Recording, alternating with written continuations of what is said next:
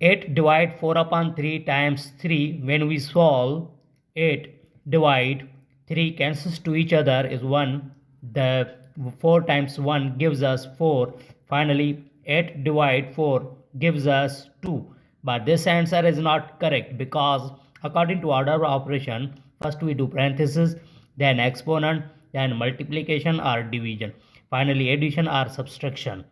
Remember that in multiplication and division have a equal priority. We always work from left to right.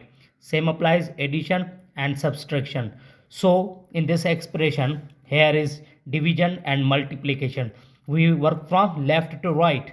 First we do division. Now 8 divide 4 upon 3 times 3.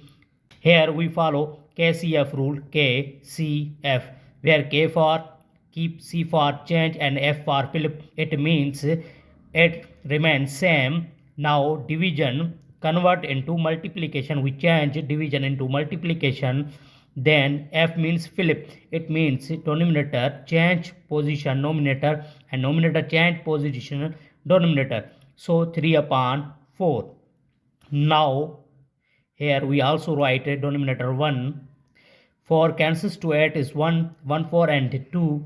Then 2 times 3 gives us 6 times 3 gives us 18. This is the right answer.